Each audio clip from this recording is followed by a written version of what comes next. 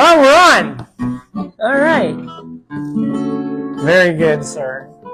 Well, I'm Bobby Ray, and this is Bobby Ray's Live in the Living Room. We got a great show for you tonight.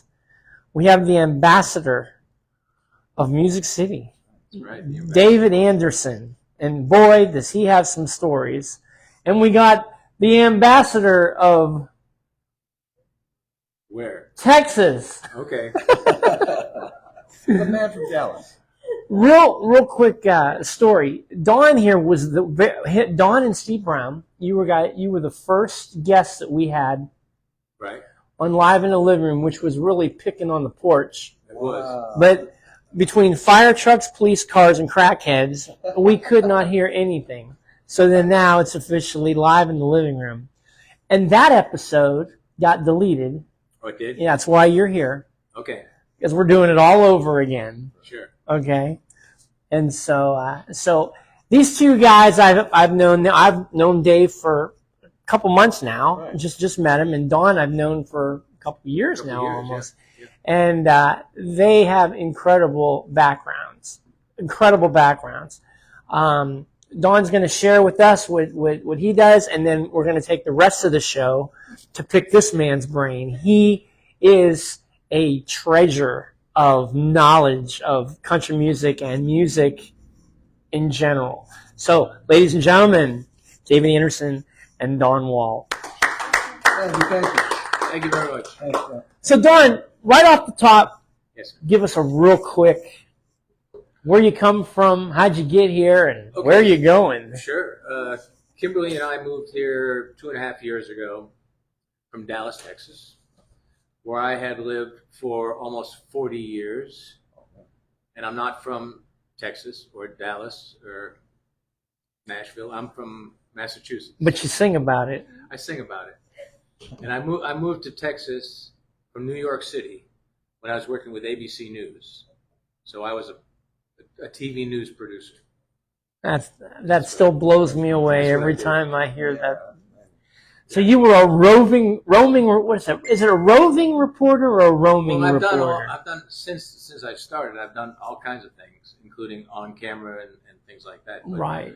When I first started, I worked my way up to being a field producer, which means that you're out there in wherever in the country covering stories, and you're the link between the story on location and the show in New York, World News Tonight. So, you'd have to, let's say there was a plane crash or a tornado or something. You'd get dispatched. You'd have to go to the location, sometimes with a Learjet, because there was no commercial. You'd go with your own camera crew, or you'd get one along the way. And then you'd cover the story, you get the interviews, shoot the pictures, and then you'd put it together and you'd get it on the news at 5:30. Now, I've always wondered about this. I mean, even when you're watching the news, yeah, when they're doing the reporting, is this stuff that's already written, or you're making it up as you go? Well, okay, when you're doing an on camera, talking to the camera, yeah, you're really flying by the seat of your pants. Wow. I mean, you may have a chance to make a couple of notes. If you have a roll cue, if you say, well, the simplest thing would be, let's go to the videotape, Yeah. But you'd have some kind of a roll cue, and then that would be the signal for the director to roll the pictures, which they would roll in as you're talking, and you could kind of describe the pictures. But, you have about as much time to think about what you're going to say as not much. Wow. So you gotta get your facts together, whatever you're going to say, and then you got to just wing it. Wow, that's amazing. That is. I always wondered that. Now, were you in front of a green screen? No, I don't know if I ever did any. I never did any news in front of a green screen. Yeah. I know some people do. Well, in the studio, sometimes there's a green screen. Right. Because, with a green screen, they can put almost anything behind you. Right. And that only happens in the studio. So gotcha. When you're out there covering like these terrible hurricanes and flooding, now, have you ever covered a hurricane? Oh, yeah, I covered several hurricanes. Wow. In Texas, all around the entire Gulf Coast and even up the East Coast into South Carolina. And you stood there in your rain gear while the water was hitting you and everything, and you were talking. While everybody else is getting out, you're going in. You're going in. Yeah, Wow. it's true. Wow. It's really amazing. And you grew up in California, you said, right? That's right. Okay. Los Angeles, California. Los Angeles, California. Now that is a start right there. I'm telling you, this guy has played with everybody, has seen everybody, and has anybody that is anybody. Well, I was lucky, Bobby Ray. I grew up in a town where music was part of the industry was part of the culture there. And when I was a kid, really young kid, there was not that many people in the music part of it. Everybody wanted to be in the business. They wanted to be in the real business, which was the movies. So there was this whole world of underbelly, which was the musicians and all. And a lot of them were attempting to be in film too. I knew quite a few that ended up making that later. But yeah, growing up there, I had the dream, like we all have a dream when we're kids, you know, like if you were living in Massachusetts or Ohio or somewhere. But I realized when I was very young that I happened to be lucky enough to be living in a place where the music business was right up the street, basically. And you could find it on your bike if you wanted to. So the aspiration to do something with music, I knew I didn't have to mail a tape from Peoria or, you know, Boston or somewhere, that it was right there and accessible. Wow. And there were a lot of kids that I knew in my age group that I grew up with who were also, many of them were further along than myself, but people like Tim Buckley or Jackson Brown, or people who were also had the same dream, and you'd know each other just because word of mouth would travel that you knew. Jackson Brown. Okay, that's the first one. Okay, he was friends with Jackson Brown. And if you don't know who Jackson Brown is, he did, what is it? Dr. My Yeah, Dr. My Eyes, and what was the other one? Take It Easy, he wrote for the Eagles. Yeah, he wrote Take It Easy for the Eagles, but they're Running on empty. Running on empty. Wow. Yeah. Well, I knew him I used to gig with him and open shows for him at little folk clubs. And we'd be playing for like, you know, $9. I remember we'd split $9. I got 4 and he got 5, that kind of thing. And he had come up with the hook for Doctor My Eyes, the song. And he had the first verse. Doctor, my eyes have seen the years. And the slow parade of tears without crying. Well, he had that verse. And he had the chorus. And he'd sing and play with the guitar, but he didn't have the second verse. He was a careful writer. He wouldn't write really fast or anything. His mom was an English teacher and kind of critical, so he'd want to have everything perfect, the diction and the grammar correct and the conjugating the English language. He'd want to have it correct. So he was kind of slow and careful writing, so he didn't have the second verse. So he'd sing the song, the first verse, do the chorus, and for the second verse, he'd just play the chords and he would just say what it was going to be like when he ever finished the song. And I remember that quite well. Wow. And he had a song called Jamaica Say You Will. I remember all his early stuff. The Great Pretender? Yeah. Rosie. Or was it called The Pretender. The Pretender? One of his Yeah. best The other one pieces. called Rosie. What was that one? Yeah, that one's awesome. Yeah, it was that time. Yeah, well, I knew him before I did that. I still know some of his original songs when he was a kid. And I was at his first real gig when he was billed as Jackson Brown.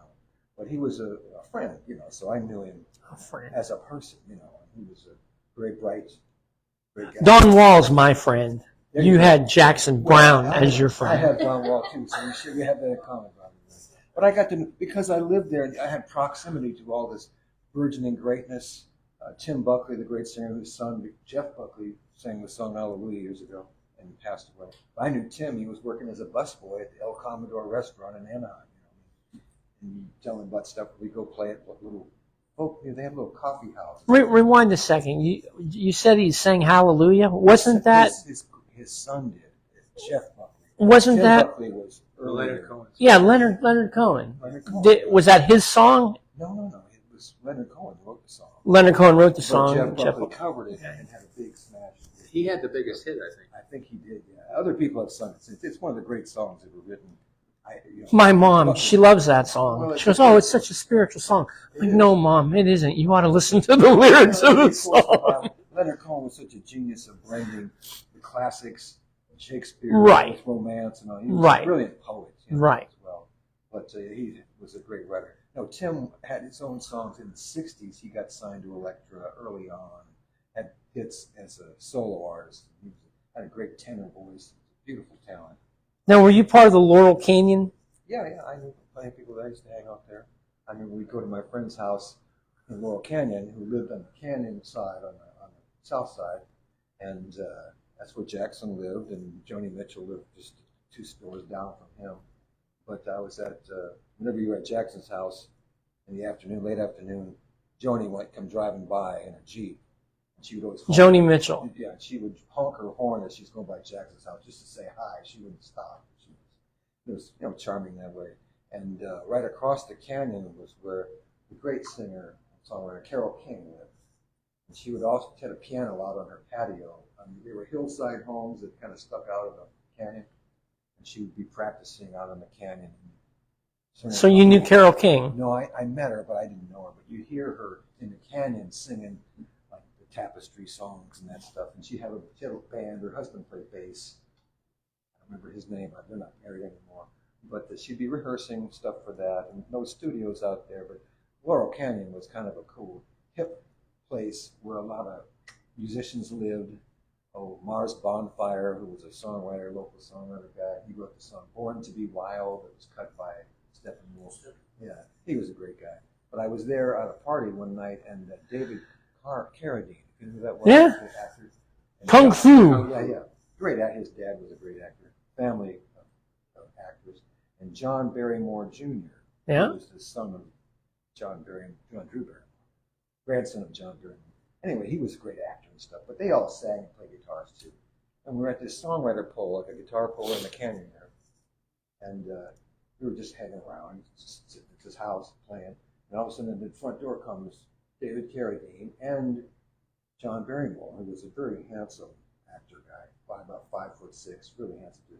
And they had a little baby with him in the palm of his hand, like a little 2-month-old baby. He's going, everybody, you gotta meet my sister, he says. Everybody's going, wow, really? Wow. And it was just a little tiny baby. And he said, her name is Drew Barrymore. I was one of the first people who made Drew Barrymore. But then she looked up and everybody said, oh, wow. And she looked up and she had a little crooked smile like she has. I thought, well, I got chills in the back of my neck. I knew, women, she's going to be a star someday, because he was a star and his granddad and the whole family thing, So yeah, things like that could happen at any second in Laurel Canyon. Sure. So it was really magical, people you'd meet there. So how old were you first started playing guitar? I was about 3. I had a little baby guitar, like a little soprano uke, and I would play. I couldn't really play chords so good yet, so I would play over the top with lap style. And I remember the day I discovered the major third. I couldn't read music yet. My parents all played piano and guitars, different instruments. But I remember discovering that, going, wow, if I could just connect all the dots between those things, somehow that's where the music is. I couldn't connect them yet.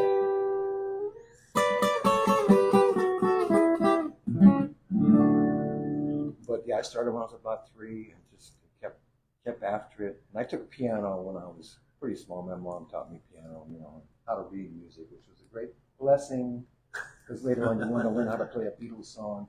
You didn't have to worry out the record deal. You could just look at the sheet music and figure out what it was. And now there's the internet. Yeah, now these things. Just take lessons from the Beatles themselves. That's right. Sure. Now, you started late. I did on guitar. If I didn't remember. start playing the guitar until I was 40. Really? Wow. 40, yeah. But I did. I started banging on things, and I started playing the drums when I was 10. Right. When I saw the Beatles on Ed Sullivan, and then I started banging on things. Ringo. Yeah, and we had a band in high school in the neighborhood, and we did pretty well. We got some jobs, and then we in college, I continued to play the drums in college, and we had a couple of incarnations of different types of bands in college. And then when I moved to Texas, for a number of years I couldn't have my drums. When I was living in New York City, for example, no room for drums. But when I moved to Texas, all of a sudden I had a garage, and so I had my mother ship the drums to Texas. Wow. And then we had a band in Texas for a number Would have of been years. cheaper to buy a new set of drums. I have the same set of drums that I've had since like 67. You still have or 8. them? I do. That's right, you do. They're have Trixons, some, yeah. Wow. What kind are they? Trixon. It's a German company. I think they were kind of trying to be competitors with Little League. And I don't even think they're still in business, but the drums are still around. Oh yeah. And, Can you still buy heads for them and stuff? Oh, heads, yeah. In fact, I had the heads redone last year Oh, on some of them, and yeah, I mean I think they're maple, and they're really they're nice. still good. They're still yeah. very good. They still work. So I did that. So I started playing the drums. okay. So now, since you started playing 40, and I've asked you this before, do you remember the very first song that you wrote?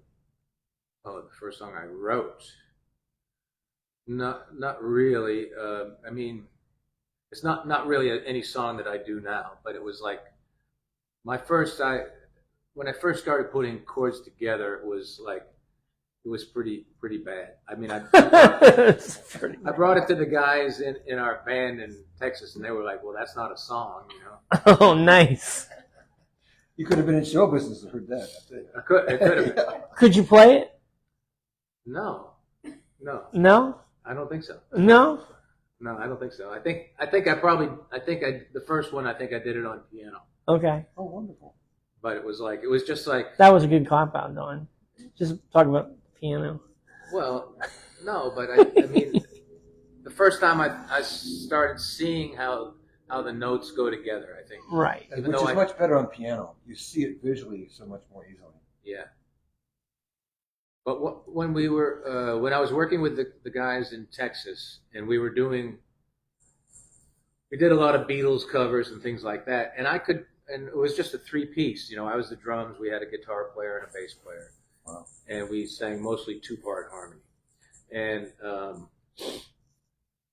I could hear all the notes in the chords he was playing, so I would tell Kenny, I'd say, for the solo, just kind of do, I guess, what would be called arpeggio, right? Right. You just pick out the notes in the chord. Broken chord. Yeah. Yeah, you don't have to really learn any solos. Just kind of pick the notes that are in the chord, and it's amazing how close they were to like what the Beatles were doing. Right. Well, they were derived from guitar, which is all set up to be tuned in fourths. It's all set up to be played arpeggios, So that's what George would draw from. George. Paul often played the guitar too. Yeah. A lot of that stuff. And John, of course. Yeah. Yeah. So So they it were was, such great players too. The Beatles. yeah. That was good sources to draw from. And kind of like them. I mean, I didn't really learn anything formally when it came to drums or guitar. Yeah. I took a few lessons when when my daughter got interested in learning how to play the fiddle, the Texas fiddle. Oh. And she was about 9 years old, and we went to this music school south of Fort Worth, and so she's taking her little fiddle lessons, and then I'm beginning to realize that all the fiddle players, they have to have a guitar player to play with them to keep the rhythm. So that's when I decided to start playing the guitar. Oh, really? Yeah. With your child. That's a beautiful story. Yeah. How about you, Dave? Do you remember the very first song that you wrote? Unfortunately, I do. Why don't you play it for us? First song I wrote? Yep. I was about 12, I think. Yep. And I saw a singer you might not remember, Hoyt Axton. I believe I remember Hoyt He played a Axton. little club at the beach. He had bony fingers. That's right. Jeremiah was a bullfrog. Jeremiah was a And bullfrog. at that time, he didn't written those. He had a song called Greenback Dollar. He was Greenback. more of a folk music performer at the time. It wasn't associated with country music as much. But he had these story songs that were in the folk tradition. And I remember going home and being so inspired because he played really hard. And he had this big baritone voice, and he was a big guy. And I was so impressed. He also got the first gremlin and brought it home. You remember that? Automobile? No. The remember he was in the movie Gremlins? Gremlins. Oh, that's right. Yeah, I agree, but that's right. I forgot about it. And his mother, of course, was a great songwriter in Nashville. I met her. She used to go all the writers' nights. Who was that? Mae Axton. Mae And Axton. she wrote a little song that built everything we know of Nashville came from one song. Everything, all the success of the city, the music business, and everything was a song that Chet Atkins found. He had got a new singer that had just been brought into Nashville to RCA from Memphis, Tennessee. Elvis Presley. Elvis Presley. But they needed a song for him, and at Sun Records, where he recorded, they always had their own in-house songs. And Chet had written songs, of course, but he didn't have a song for Elvis. But he found a song that he knew would be perfect for this new singer, this kid. And Elvis went on the Ed Sullivan Show, and it was a big sensation, although also controversial. Yeah. And so he did this song. He had the song for Elvis, and it was called Heartbreak Hotel. Yeah. And there was no studios in Nashville. They recorded it at an actual hotel downtown. And in order to get the echo, that reverb sound of Elvis's records, Chet didn't know how to do that. So he used an elevator shaft and put a microphone at the top of the shaft and had Elvis sing it at the bottom of the shaft. And that gave it that echo sound. But Mae Axton had written this song. Heartbreak Hotel. Heartbreak Hotel. And she wrote it with two other guys from Florida. And one of the guys sang the demo for it. This is a sad story. But he sang the demo, and he had kind of an Elvis-style Southern voice. And they pitched to Elvis. He wanted to do it. But then the guy said, well, listen, my dad's a Baptist preacher. I can't be associated with this salacious song about heartbreak and hotels and single people in hotel rooms. He said, so leave my name off of the copyright. His name was Glenn something. I can't remember. But she used to tell that story. But she was always at all the writers' shows. Yeah, well, he wasn't standing on the edge of the bridge or anything after that. I don't After know. that song. Nobody knows. But that happened a lot in those days, so people wouldn't want to be. Well, Willie Nelson was like that. He didn't. He didn't want credit on some of his songs. What, he sold Crazy for what, $50? Yeah. Just to make rent? Just to make rent. Mm-hmm. But yeah, Willie, I got to meet him a few times. But yeah, so I did write songs when I was a kid, very young. All right, play your first song, Okay. if you remember it. This is a folk song. I didn't know I'd be doing this tonight. That was the idea. Oh, where are you going to, young man? Where are you going to, young man? I'm going to the mountain high, gonna keep my powder dry. Where are you going to, young man?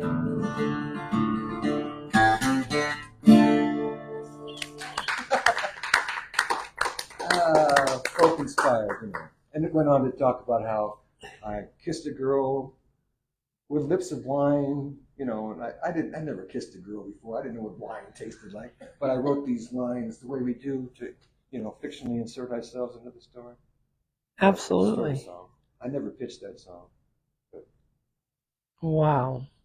So I did think of a song that I guess you could say was the first one that I wrote. Please play it. Okay, it was some of my friends from the TV station in Dallas were bluegrassers. One was from Tennessee, the other was from Iowa. He played the banjo. The guy from Tennessee played the mandolin, and they had a bluegrass band in Texas for a while, and then it changed. But then when I started working with them, I started. I asked one of the guys that I worked with to take his guitar on the road. We had a couple of jobs to do on the road, and we started playing again. And we formed this quasi bluegrass band called the Hot Corn Band. And we did. We watched it. Yeah, we did. Is that what that was, the hot corn bit? We're going to talk about that next. Go ahead. Yeah, so this was the song that I kind of wrote for that. So we decided the first show we did a lot of cover songs, and then we got really kind of scared of Harry Fox and things like that. And so we said, well, the next time we do it, we better write our own songs. So that's what we did. So, What do you mean, Harry Fox? Publishing. He's the publishing guy. Okay. The police. Watchdog. He was the watchdog. We were afraid we were going to get busted. Gotcha. Because you were doing other people's songs. So I wrote this. The other night she told me about her ex-boyfriend who's back in the picture again. I told her that you'll miss me. She says that she will. I guess I'm looking over that next hill. where the sun keeps coming up, raindrops pouring down, fields of sprouting green grass. The cattle are grazing, I'll go out walking with that wild wind at my back. I like that. You got to add that to your set. Oh. Do you have more to it, or that was? Oh yeah. It's good. It's got 2 verses and a bridge. So why don't you play it? Well, I could. I think you should. Okay, I will. I mean, request It's a request. I can't deny a by request. popular demand. Yes. it's funny because some of the songs that you think that aren't any good, they are good. Even though it was the first song you might have took a stab at writing, to other people it might be Might gold. be the one. It might be gold. It might be Well, gold. it would have a certain kind of charm, a naivete, something of charm before you artificially started writing professionally or something. But I see you got your style. You got the Don Wall style down. It's had some of the same changes. Yeah, you're Yeah. 1 to the 4, to the 4 to the 5, back to the 4. I mean, that's a motif that you employ often. So that it does have your early. It's got the early. How you hear it, It's got the wall. Okay, I'll take it. Yeah. Well, I'm pretty much a 3/4 in the truth guy. There you go. Cowboy chords, Cowboy chords. but I like to kind of mix up the order of them, Yeah. to create new melodies. So usually what I ask, what are your influences? But my God, I think everybody was your influence. Well, influences. I was early on enamored with the guitar playing of a guy who was active in the 30s and 40s because my parents had old jazz records. They loved all the old Benny Goodman things. And there was a guy named George Van Epps, who's not as much remembered now, but he was played a 7-string guitar, chord melody style. So 7 strings. yeah. And he would play version songs with the big band. And the band would be playing all the parts, the horns, and all of a sudden they'd break, and he would play a whole guitar solo.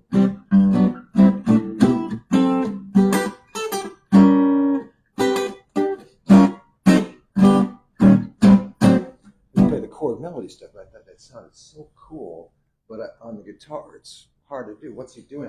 He's playing the bass and the chords and the melodies at the top. How do you work that out? And he was a big influence early on. And a guy named Joe Pass, who was a great jazz player from out east, and he used to play in Los Angeles a lot. And I saw him play when I was a pretty young kid.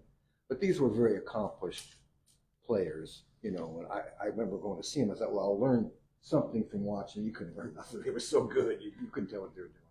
But I'd also say a big influence on me as a kid would be, young kid would have been Hendrix. I saw him play Really? in the 60s. Yeah, I saw him play a couple of times. And it was preternatural. He was so at ease with what he was doing. But you couldn't learn anything from him either because he played left-handed and he was just so free with it. He played in a different tuning, 2.5 step low. But it was just so inspirational, seeing the casual ease with which he tossed stuff off, and it still sounded amazing.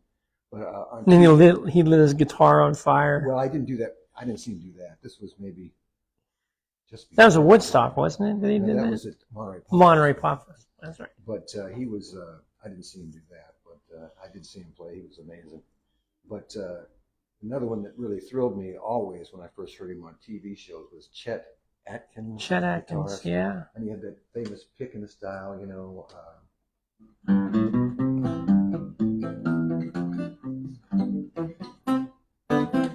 And he had all this beautiful chord melody stuff, but he would do that rhythmic pick. I thought, man, that's so cool.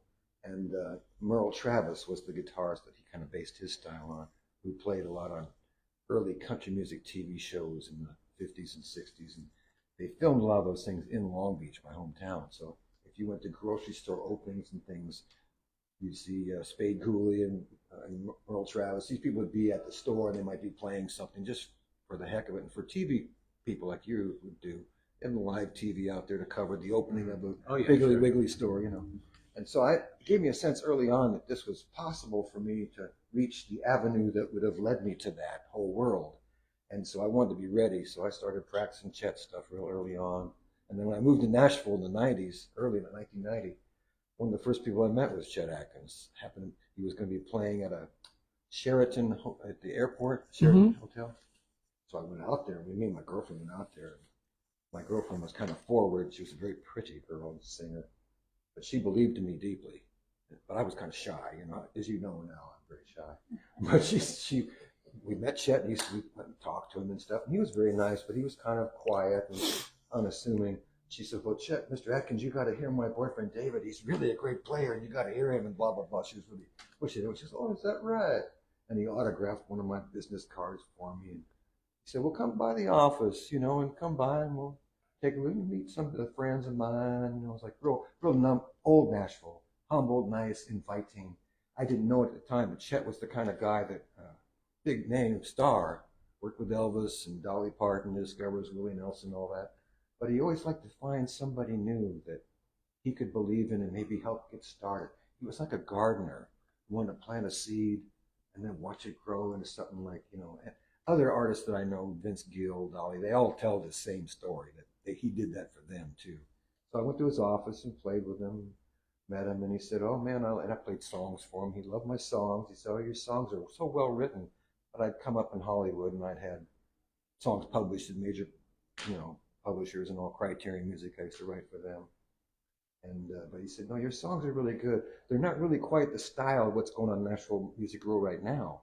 But he said, your playing is so accomplished." He said, and he kind of sat back in his chair, had one of those leather chairs, and he says to me, he goes, "You know, I can see a future for you, David, as just a standalone guitar player." He didn't call it a solo guitarist. He said, "Standalone guitar player." He said, "You could play like convention work, and you could get, you know, a revenue stream going." And he was very much the businessman. And so he really helped mentor me in that direction. And that's what you do now. Well, that's what I became successful doing here, you know, as a solo guitarist or a standalone guitarist. But I worked for the Country Music Hall of Fame for almost 18 years at being their house guitarist there and playing for special events. I played a daily program there from 2001 on to 2018. And, wow. You know, it was 5,500 shows over the years. And that's how I became dubbed the ambassador. The ambassador. Yeah, got that done. But Chet was the one who really helped me get started. Now, this man here, he was on a hee-haw type show, weren't you? Down in, now where was that, Texas? That was in Texas, yeah. Beautiful. Those were my friends from the TV station. Wow. And I wish we had a clip of it, but due to copyright reasons and technology, and we don't know how to do it, we would put it up there right now and show everybody. But it was great. Yeah, it was the Hot Corn Band, and we came up with this whole scenario. It was kind of an homage to the hee haw and the Sure. entertainment shows of the '60s, Porter Wagner and all those, where there was a certain amount of there was an announcer, there was a sponsor, there was a band, and then there was some comedy and some skits and things like that. And it was on for how long? Our show? Yeah. We did two shows. 2 episodes. Wow. 2 episodes. Well, that's good. And Episodes, not seasons. Right. yeah, Oh, 2 episodes. So it's about 80 minutes worth of stuff. wow, that's a long time. And it was a lot of fun. And so we did that, and it was just something that we did. It was just really for fun. But it really helped me a lot because they were teaching me sort of how to play a more of a bluegrass style, which was when I was taking my lessons from at the fiddle school. It was similar, you know. So you start with a bass note and then you hit the chord, and you just kind of keep a bass line going. You play with a flat pick. And I play with a flat pick, yeah. What Chet called a straight pick. Yeah. Because it wasn't a thumb pick, you know. Yeah, I play with a straight pick. Right. Now, you know, I noticed when I saw a video of like Lester Flatt, he used a thumb pick. Yes. And he would pluck the bass note with his thumb and then kind of hit the chord. Right. Well, that's what Mother Maybelle did. She did that. She didn't play with the flat pick. She would play like this. So that upstroke she would get, she called it the church lick. And the upstroke was with her index finger. Yeah. So it helped me a lot, and it gave me an insight into into Yeah, the great. music, you know, That's great, that man. I didn't have before. Even though growing up in Massachusetts, my father really liked country. We had Eddie Arnold records. We had all the we had early Johnny Cash, Merle Haggard, Willie Nelson. We had a lot of really good records. In Massachusetts, Ray Charles, yeah. Cambridge, Massachusetts, and Boston were big in the late 50s and early 60s. That was a big folk music area. Tom Rush, Yeah, I remember him. Folk singer, first guy to cover a Jackson Brown song. He did These Days way back. But yeah, that was a big hotbed of that. Dave Van Ronk and all those early vanguard records artists from that area. Yeah. Bonnie Raitt came out of there. Bonnie Raitt, yeah, she sure did. Mm-hmm. I thought you said Bobby Ray. I'm like, Bobby no, Ray, Bobby Ray, too. no, Bobby Ray came out of Youngstown, Ohio. So obviously you've accomplished a lot since you said you moved here in the 90s. 1990. Are you there? Have you reached your peak? I don't know. I would think that you did. I mean, other than being a touring musician and right, which I did some in the 93, 94. I toured with contemporary Christian artists. And, who? A gal named Andy Landis. Okay. And we toured with Rich Mullins, who was a Rich Mullins, guy. He's yeah. a great guy. He's gone now, but Yeah. he's the greatest guy. My funnest experience was in backstage with him and talking and all. But Awesome God. Oh, awesome guy, yeah, awesome God. Yeah. Awesome God, yeah. That was his song. You know, it's funny when they do that song. Jars of Clay. Jars of Clay. When they do that song, they always cut out his verses because when he rolled up the sleeves, he wasn't putting on the Ritz. Our God is an awesome God. Such a great. But they just go right into our God. It's a great. It's a great chorus. But those days I did tour with a little bit, but I realized, and Chet told me, he said, David, he kind of mentored me behind the scenes. He said, David, if you tour, you don't get known in town. You spend all your money at meals and hotels and stuff. He said, you want to make the money. He was interested in having me prosper here. And so he helped me to realize that the revenue stream that I could find as a guitarist was either session work. He said, session work, nobody gets to know either. You're behind the scenes. He said, you got that shine and you can play any. He said, you play all the standards and everybody knows you know all the bridges to the song. He said, people listen to you and be relaxed because they know you're going to know the whole thing and have command of it. So he helped me get started. I played a little gig on Music Row called Slice of Life. And it was a little health food restaurant, vegan restaurant. And I wasn't a vegan at that time, but it was really cool because it was right on Division Street at 18th, next door to Warner Brothers Records and Studio 19, and all the studios were right in that area. And Chet's office was right up the street on 17th. So a lot of artists who were recording in town would go there for a healthy meal rather than going to Shoney's or something. They'd go there to eat. So, I mean, I played for everybody from Sheb Woolley to K.D. Lang and Harry Convict Jr. and, everybody. And Chet would always have lunch there often, a couple times a week. And I played there every day. It was like a daily gig. And they paid $35 a week, $5 a day. But it was worth it because it was like a beautiful thing. You met so many cool people. You got Elvis Costello and these people like that, Bella Fleck. But Chet would bring in artists to have lunch with him. And one time he brought in James Taylor, who's from Massachusetts area. Yes. And Carolina too. But he brought in James, and I had met James in Hollywood. Of course you did. He was dating Joni Mitchell when I met him. I was working in the A&M studios when she was recording, and he was there a lot. But he brought him in, and I went into. He said, "Play some James," So I just improvised his song. In my mind, I'm going to Carolina, the jazz chord. But I played altered chords and stuff. And James was so cool. I remember he stopped eating, and he kind of sat at his table and knelt down like he was praying or something. And he was listening to me play his song. And I was improvising, but I was adding like substitute chords and things to how I do it when I play. And when I was done, he stood up, and he come up to the little tiny stage. He comes up on the stage and he said, "Kid, you play a really inspiring guitar." I was playing a Japanese Telecaster Sunburst guitar. Oh, that's your guitar. Yeah. And electric guitar through a little amp, He goes, "It's a very inspiring guitar." He says, "Can I ask you a favor?" I said, and he has that really distinctive accent, whatever that is, very specific words. And he says, May I touch your guitar?" I said, "Yeah, sure," And he goes like this. He puts his hand at the the nut up here at the top. And he's feeling it, and he said, but it's just a regular guitar, he said, which I was so impressed with. And I didn't want to notice it was a Japanese Telecaster, but he didn't seem to mind. But Chet would bring people in like that to this gig on Music Row, and I played there for several years. And people got used to hearing me. And I started getting some press by playing there. And the first review I got, I didn't use my name, David Andersen. In the show business, I don't know about you, but I had played under other names. I was Ben McGregor for a while in Hollywood, and different names, nom de plume. Ben McGregor. Yeah, I was Ben McGregor. I was also Bo Bryant. Oh yeah. So another guy. Right. Yeah, but show busy kind of names. But I didn't use my own name, and finally I got some reviews in the old city paper.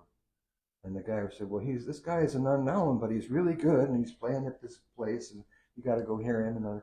But he's an unknown, So another guy wrote about me, and he said, "This guy's an unknown." They called me the unknown. So cool. So to answer my question, well, the question you made it. Well, I was able to transfer my guitar skills into a revenue stream where I could make a living. And I started making a good living, and then that's when I started playing at the local jazz club here in downtown, across the street from 12th and Porter. If you remember the 12th and Porter Rock Club, it's called Cafe 123, and I played there for like 5 years in the evenings. And it was so great because you'd be opening for other. Did you sleep?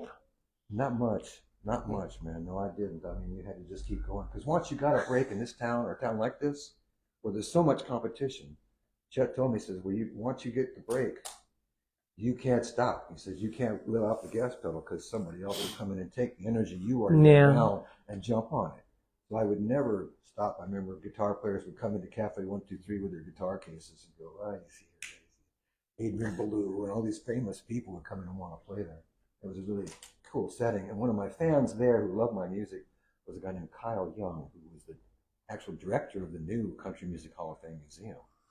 So he got with Chet and was trying to figure out who they'd want to have play at the museum. And somehow he said, "I'm going to give you a try." And I got the job at the Country Music Hall of Fame on May 23rd, 2001.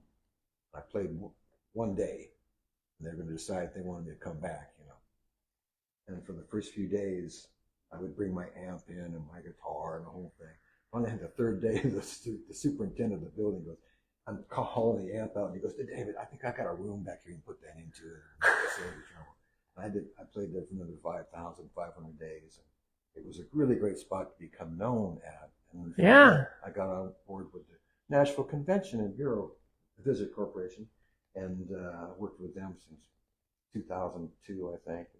And that's who we do the Walk of Fame with. And I'm playing for the CMA Awards on November 20th, and they do a lot of parties and 4th of July shows, New Year's show. But we're doing the Walk of Fame coming up October 30th, next week. Who's Well, there's going to be 4 of them. The Fairfield 4, the gospel group. The great singer, our great hero, Jimmy Buffett, is going to be inducted posthumously, which several artists have been inducted posthumously. Johnny Cash, Elvis, and my hero and dear friend, John Prine, was inducted just weeks after he passed from COVID a couple of years ago. But it's going to be a great thrill playing come Monday in Margaritaville and all Jimmy's great stuff. His family will all be there. And it's a great gathering outdoors because the Walk of Fame is different than all the other attractions in Nashville. It's free to the public. It's open 24 hours a day. You don't need anybody to explain, a docent to explain to you what you're seeing. You're seeing Jimi Hendrix's star on the Walk of Fame. You know what that is. And I used to play at the Hall of Fame, which is right across the street. You see people every day coming up and putting their hands on his star and having their picture made with the star. It was just, that really is a direct connection to the fans. So I'm always really honored to be part of that. This will be the 110th artist I've performed for their Hall of Fame induction since 2006. Yeah. Well, I host the Bad Axe down in... Where I've been as many times. It's a great club. It's a wonderful event. And you have to We've been doing it for 2.5 years now. And all right, Dawn. How about that, Dawn? Do you have anything to add? Not much. Nah. Well, that about does it for our show tonight. No. What about you? What are your goals and ambitions? well, I want to be a good songwriter. That's Sure. it. There you go. That's a great one. Sure. I was looking at some poetry that I wrote in college, and I realized that I've been published writer for 50 years. Wow. So, no, Wow. I didn't write songs until like 2009 or something like that. Oh, really? What did you Wow. write? I wrote, well, Free verse or I rhyme wrote, poetry? yeah, kind of free verse Right. poetry, and I'm then a poet too, so I and I then get that. and then journalism, and I worked in journalism for most of my career, and then Which is very demanding writing, journalism. well, there's a lot of writing involved. You know, Yeah. it's all writing, Writing even though and it's rewriting. TV and things like that. But it all starts with writing and Right. putting stories together, and then I'm glad to hear that because that kind of explains some of your story songs that you write about going fishing and all that kind of stuff. yeah, they sort of sound like news reports. Exactly. And that kind of explains that for me because you came up that way. The ocean was choppy. Yeah. See, yeah. but you remember, don't you? That's right. Oh, let me tell you something about your songs, okay? They're catchy, even when I don't want them to be. I'll be making the bed. Adrian goes to work, and I'm like, I'm like, whoa, wait a minute. You know, or my mom loves cornbread, Right. cornbread Cornbread iced tea. She loves it. She sings it. Oh, good. She'll be jumping, she'll be dancing Wow. because she watches it online. Right. You know, Right. so she sees that at the Bad Axe, she sees it at the Commodore, she sees it at the Maxwell, you know, wherever I play we that record song it. a lot You because do. That's the song that's sort of the one that sort of most defines my Texas experience, I guess. Sure. Everything else. Right. It's got a kind of a Texas beat, and I talk about Willie Nelson in the song. Right. Whom you've met. Yeah. See, okay. I met him too. Oh, you did meet Willie? I did. All right, tell us about Willie. Okay, so it was like 1986, and Willie was bringing his 4th of July picnic back to Austin. Mm-hmm. And I was working with a correspondent in the Dallas bureau by the name of Charles Murphy. And I said, Charlie. Is he watching? Not now. No. No, he may be from. Oh, he passed? Okay. Yeah. Sorry about that. It's okay. We love Charlie. So I said, Charlie, why don't we go down to Austin and do a story about Willie's picnic? He's bringing it back to Texas. He's like, I don't know, man. He says, I went to the first one and blah, blah, blah. I said, oh, it'll be fun. Why not? And he said, okay, we're not doing anything. Let's go. So as we were getting, and I got through to Willie's people. Then Nightline, this was back in the heyday of Nightline. Ted Koppel. Ted Koppel's show. Nightline decides they're going to do a national 4th of July show the night of 4th of July. And they wanted to have Willie in Austin. They wanted to have the Beach Boys in L.A. and the Philharmonic in Philadelphia. Wow. It was a big, coast to coast. Yeah. So we got down there, and it was late the night before. We had a Winnebago because we wanted to have something that we could park behind the stage. And originally we were just going to do a story for World News Tonight. Mm-hmm. But because Nightline wanted to do this show, that meant we had a lot more setup to do. We got down there, it was like 12 midnight or so, and we decided to go check out the road into the back of the stage so we wouldn't get stuck in traffic. So we got to the stage around midnight, and then there was a big stretch Lincoln Town Car limo with the parking lights on. And I looked up at the stage, and Willie was up there on the stage. He was checking it out too. So I said, oh, I better go say hello because we're going to put him on TV tomorrow night. So I mustered up my courage, and I went up and I introduced myself to him on the stage. Did you call him Mr. Nelson or No. did you call him Willie? No, I called him Willie. Did you get your picture made with him? No, I didn't. We weren't taking pictures back then. Oh, you weren't doing that. Well, He was professional. it's not like now when you have an iPhone. I wish I did. So I started saying, thank you very much. We're so looking forward to, I've been talking to your guys, and we're really looking forward to putting you on Nightline tomorrow night. He says, I don't know what you're talking about. And I was like, oh, great. They hadn't told him yet. They hadn't told him. So I had to explain the whole thing to him. Wow, you were on the spot. And I said, and and Ted wants to interview you sort of during the show. And he was like, oh, okay. You mean you want me to stop the show and go do an interview with Ted? And I said, yeah, that's what he's asking. and then I said, and there's one more thing. Ted's director, the show director, just died like a month ago from a heart attack, and you're his favorite artist, and On the Road Again was his favorite song. And Ted would really love it if you would play On the Road Again for the national audience. So Willie looked, and he says, now wait a minute. He says, no, you want me to stop my show to go interview Ted, and now you want me to change my set list too? Wow. Never met him, of course. And I said, well, yeah, that's kind of what I'm asking. And he kind of shook his head and he says, well, since you came all the way down here, of course his mind is computing national exposure. Oh, yeah. It's not going to be that hard, Right. So he agreed. So that night, we're all set to do the show, and they had technical problems in Philadelphia and in LA. Oh, really? We were fine. We were good. Wow. And we had set it up with the band that during our time when Willie was going to do the interview, and it was Willie and Chris Christopherson. They were both there. We were going to have Jody, who is his guitar player, do a kind of a quiet number because our producer insisted on Willie being on the side of the stage. But it was, those speakers, there's no way. Gigantic. There's no way. So Jody finishes his quiet number and looks over, and because of technical issues, Ted hadn't come to Willie and Chris yet. Oh, wow. Right? So Jody launches into something like Working Man's Blues or some real rave up kind of rockin' country thing. Just then, you hear Willie and Ted hear, and now we go to Austin, Texas, for Willie Nelson and Chris Christopherson. Hey guys, how you doing? Ted's from New York, and Willie and Chris go, hey Ted, how you doing? Great to be here. That was the last thing they heard. They couldn't hear another word because the band was so loud. Oh my! So they, being good pros, they talk a little bit about how good it is to be here, but in 4th of July.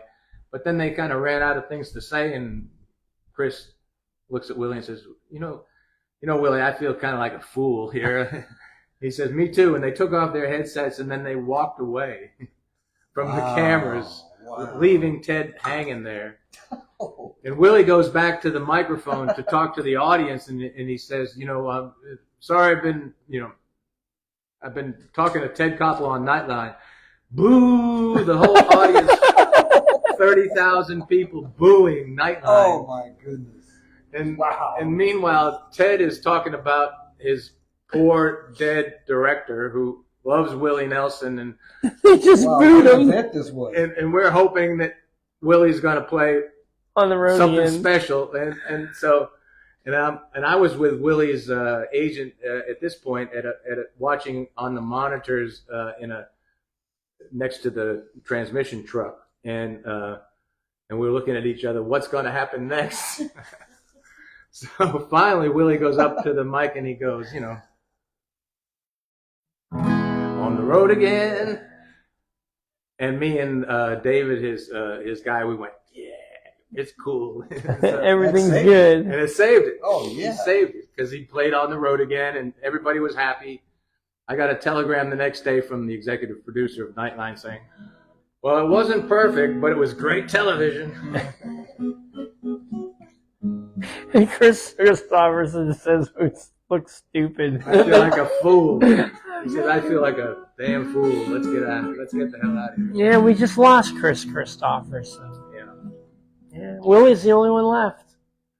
Of the highwayman. Of the highwayman. Yeah, Yeah. that's for sure. Which brings me to a question, because you've mentioned everybody. There's one person that you have not mentioned or told a story about. My favorite, Johnny Cash. Johnny Cash. Wow. I met Johnny. Of course, we all know who Johnny Cash is. He was our hero from the time we were kids. But I met Johnny early on here at my time in Nashville, 1991. my girlfriend, who was very attractive and very forward, we had met Dottie West.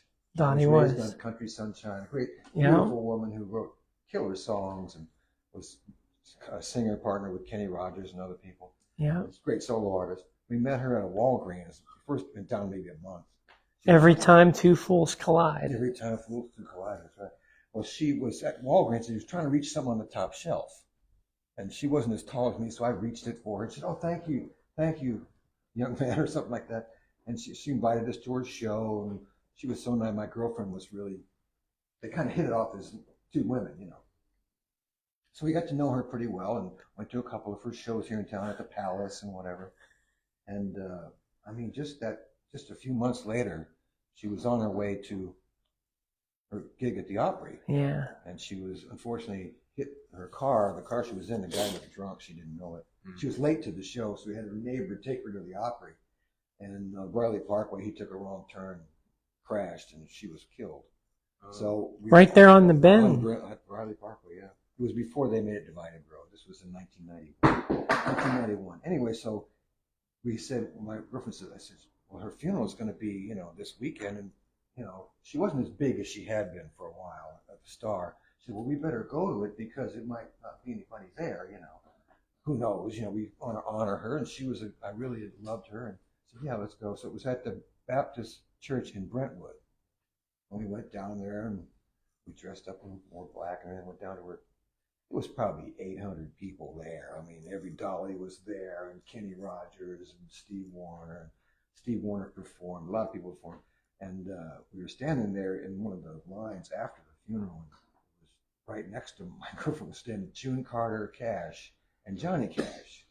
And in her typical fashion, she goes, "Oh, hello, I loved your music," to June.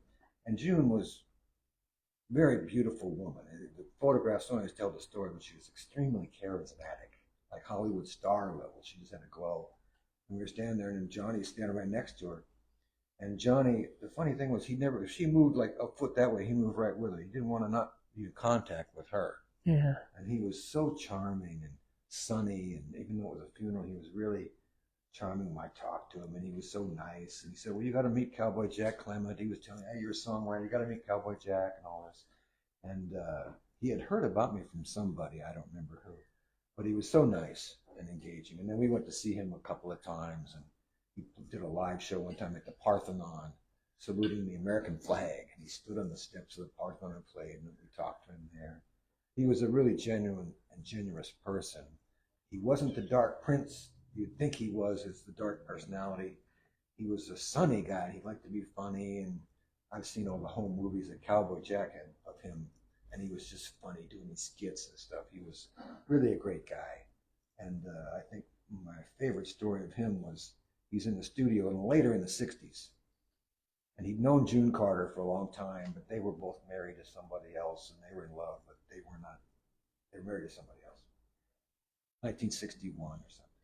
And she writes this song. She starts writing a song at a party at the Carter family house in Madison where everybody lived up there. And Nashville was so small that people started hearing, well, wait, there's a song being written by June Carter. It's being written. So people got in their cars and drove over to Mother Maybell's house to be part of this happening.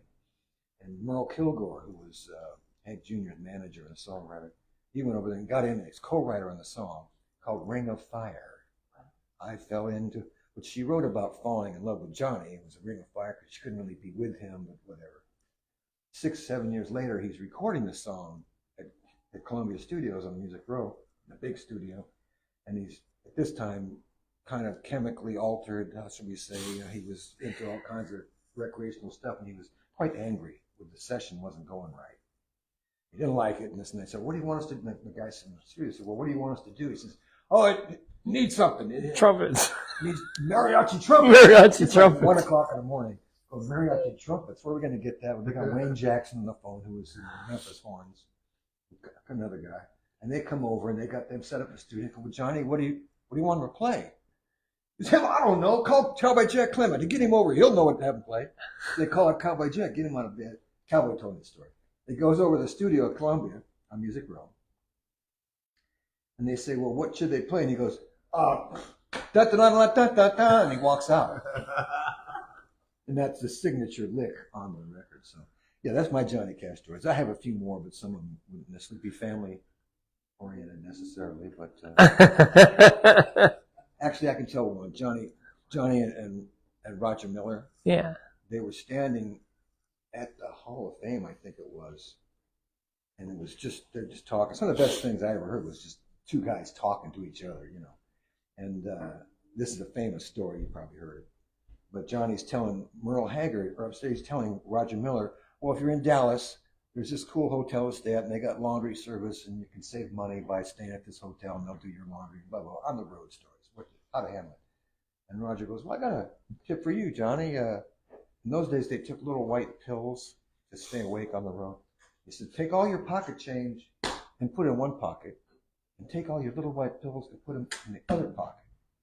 And Johnny says, well, why would I do that? He said, because the other night I got really tired. Before I knew it, I'd taken 35 cents.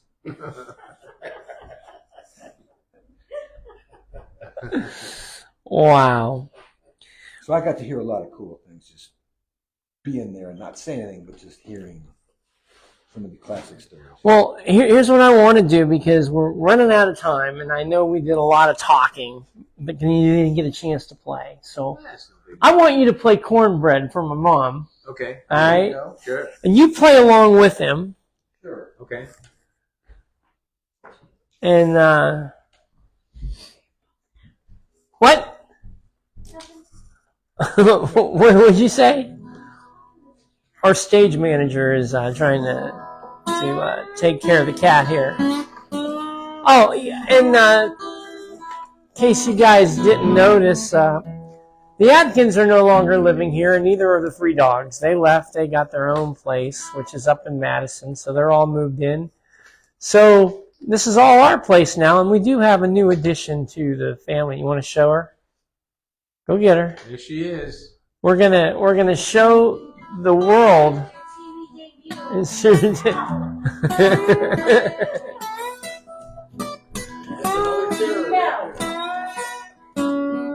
Go on in. Go ahead. Get yourself in the picture. That is Wesleyan. You may never see her again after tonight. She likes to bite. All right. So without further ado, Don Wall's going to sing his famous Cornbread. Is that what it's called? Well, the title has changed a couple of times.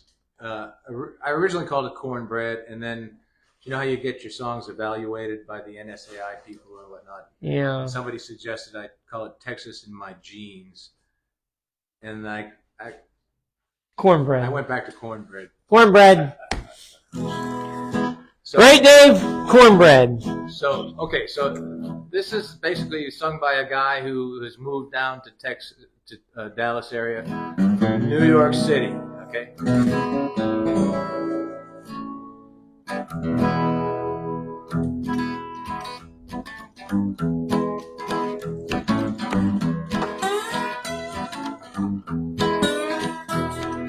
Yankee this, Yankee that, I broke down and bought a hat.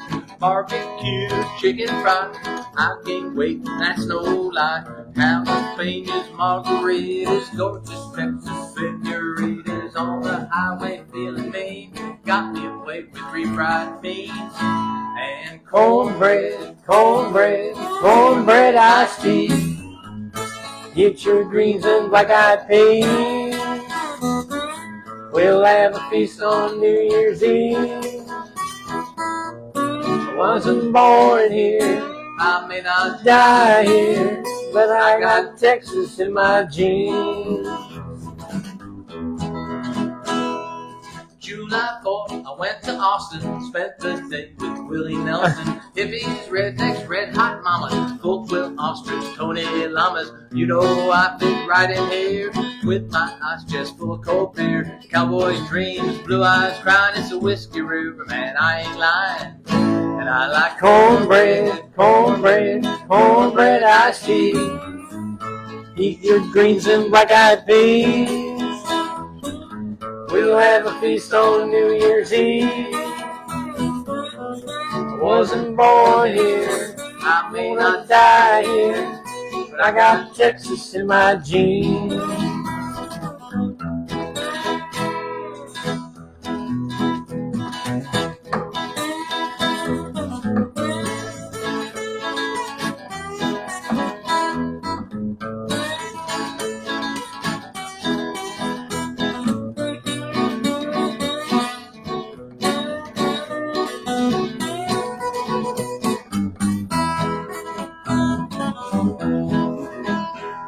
I lived around Dallas 40 years. Folks still know that I ain't from here. But I've been through about every town. Seen the sun rise and the hell come down. Lone Star living is infectious in this nation state called Texas. Born and raised here, my kids say they never want to move away. And they like cornbread, cornbread, cornbread iced tea. Eat your greens and black-eyed peas. We'll have a feast on New Year's Eve. Kids say We were born here, we're gonna die here, 'cause we got Texas in our genes. We were born here, we're gonna die here, 'cause we got Texas in our genes.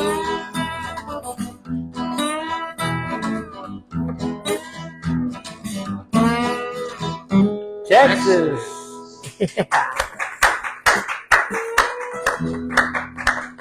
Do you want to play a song? Sure. Yeah, play one. Let's see. How do I follow that? I'll do a song about songwriting. How about There you go. There you go. all of us do songwriter shows, and I'm always so honored to be part of the songwriter community here because it's got a great long tradition, but you share so much with each other in having your big dreams, you know, and having things that might happen through your songwriting. And sometimes we dream about big limousines and getting our name up in lights like we got today. Thanks, Adrian. But I was writing the other day, and I was thinking of, well, wait a minute, sometimes the best thing in life is not the big things, but it's the little things. You know, some people dream of the best things in life, big limousines and our name up in lights, but everyone knows those things come and go. Yeah, some people think what they want the most, big diamond rings or a place on the coast. But baby, I know it's the little things. Just give me one kiss, I'll change your life on a night like this. Just give me one chance, one little spark and start a romance. I know what happiness means. It's the little things.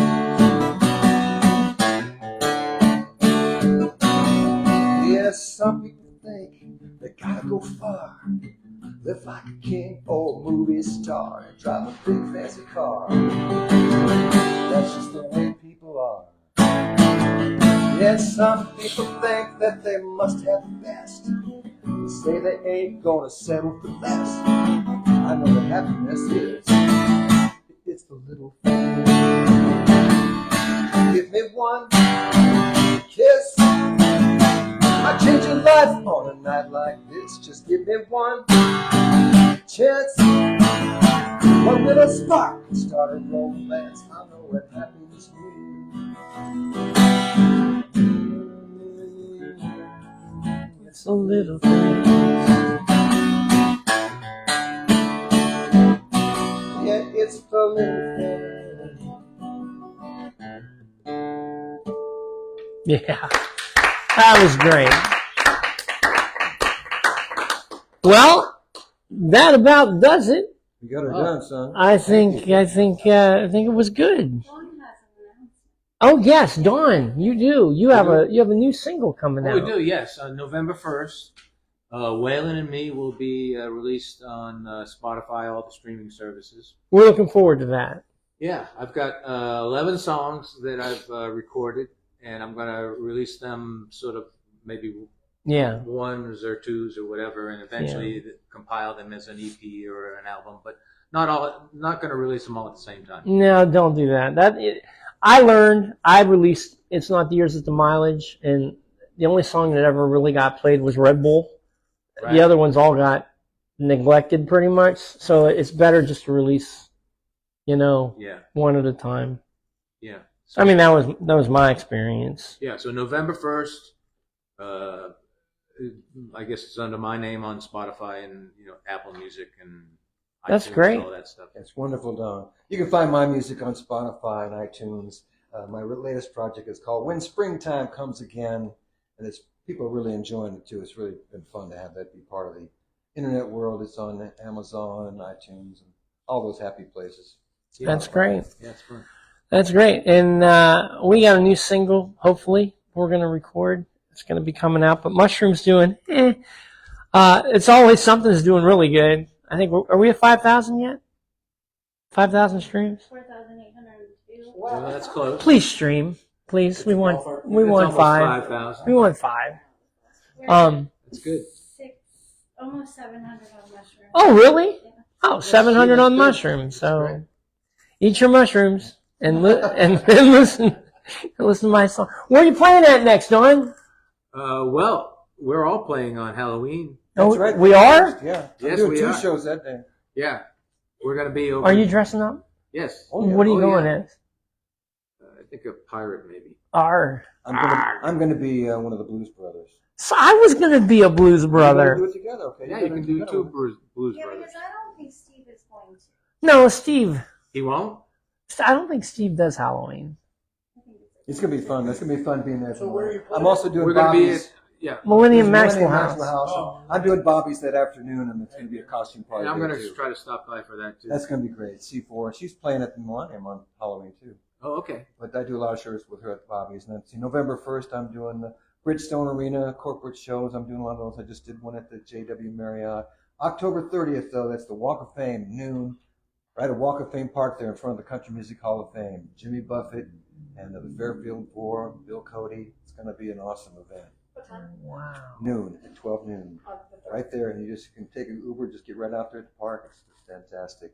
This will be 110th artist I performed for. That's awesome. That's awesome. First one was Roy Orbison. Did you meet Roy? I did meet him, not there. He had already passed by that time. But I Yeah. met him.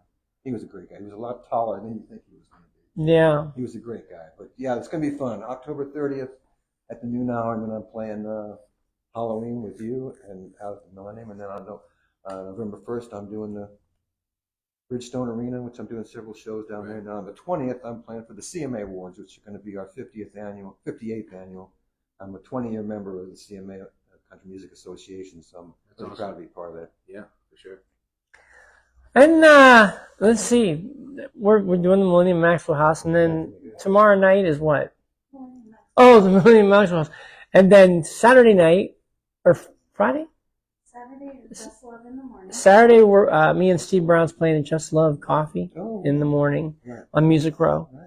And then Saturday night, we have a private party with 422 West Band, so we're playing All there. right. Great. It's the I Will Not Pass Out show. So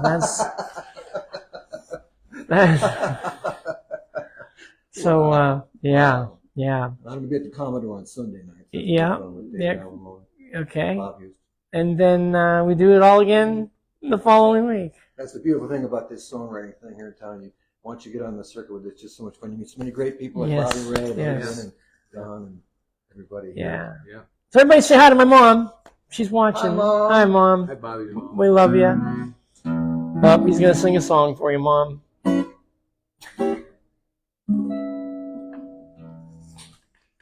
All right, everybody. Well, thank you. I want to thank my wife, Adrian, for cooking and everything. Dawn and Kimberly for coming out. Dave Anderson and my buddy, Mike. I still don't know Mike's last name. I think it has something to do with Romano or something like that. Am I close? What is it? Moreno. Morano. Mike Oh, Morano. Wow. I will remember that. Rhymes with Romano. It does, Romano. And we'll see. Who's our next guest? Our next one is Megan Pools and Kylie Brown Oh, wow. Oh, on yeah. November. Kylie Brown. Kylie Brown, yeah. She's- She's played with her. She's playing everywhere, too. So is Megan. All right. So thank you. And we'll see you down the road. Good night. Thank you, Bobby Take us Ray. out. Thanks, buddy.